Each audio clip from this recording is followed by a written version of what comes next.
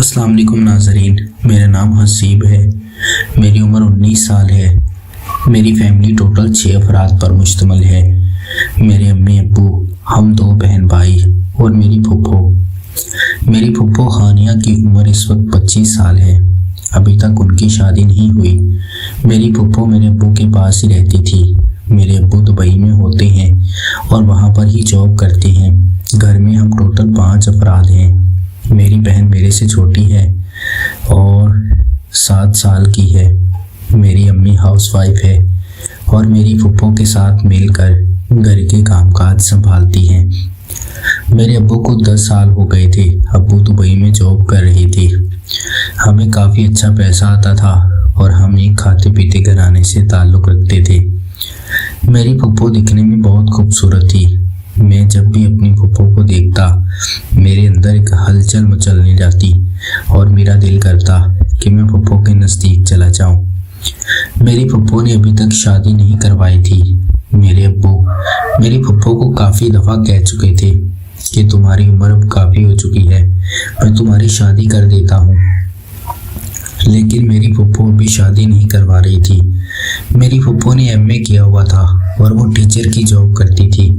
मेरी फुप्पो सरकारी टीचर थी, इसलिए वो सुबह 8 बजे स्कूल चली जाती और शाम को 2 बजे ही वापस आती थी। 2 बजे वापस आने के बाद फुप्पो मुझे पढ़ाती थी। मैं बीए कर रहा था, इसलिए मुझे फुप्पो की ज़रूरत पड़ती थी।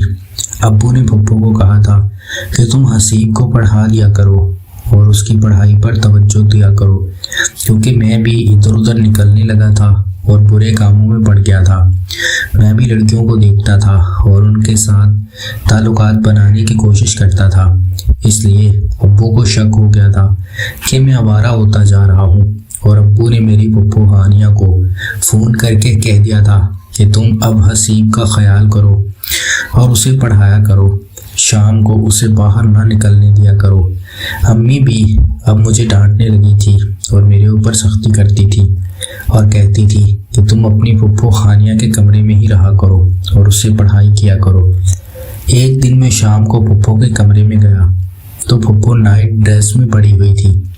फुप्पो नाइट ड्रेस पहनकर सो रही थी तो मुझे फुप्पो का शब्द कुछ वाज़े नज़र आ रहा था। मैंने जब फुप्पो को देखा तो मेरे अंदर एक हलचल मचलने लगी थी और मेरा दिल करने लगा था कि मैं अभी फुप्पो को पकड़ लूं और उसके साथ, जिससे मुझे सुकून मिले।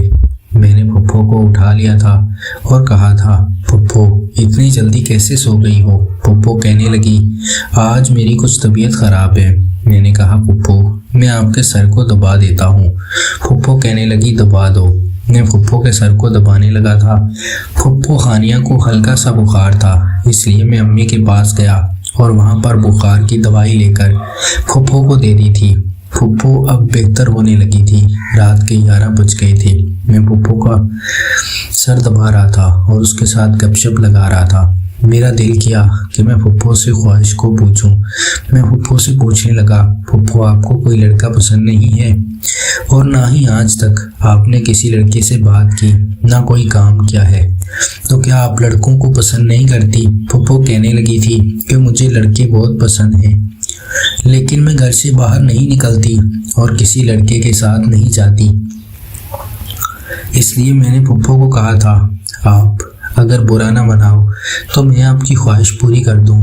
फुप्पो भी मान गई थी और कहने लगी थी, आ जाओ फिर अभी मेरी ख्वाहिश को पूरा करो। मैंने फुप्पो को पकड़ लिया था और उसकी बैटरी में अपना चार्जर डालने लगा था। फुप्पो मेरे साथ करते हुए काफ़ी खुश हो गई थी और फुप्पो मेरा साथ देने लगी थी। मैंने फुप्पो को काफ़ी मुतमईन कर दिया था और फुप्पो की चिड़िया में जब अपना चार्जर डाल दिया था, फुप्पो की चिड़िया काफ़ी तंग थी, इसलिए मुझे मसला हुआ था, लेकिन मुझे काफ़ी राहत मिली थी और मैंने वो सुकून लिया था। नाज़रीन, अगर आपको ये कहानी पसंद आई हो तो वीडियो को लाइक कर दें। बहुत बहुत शुक्रिया।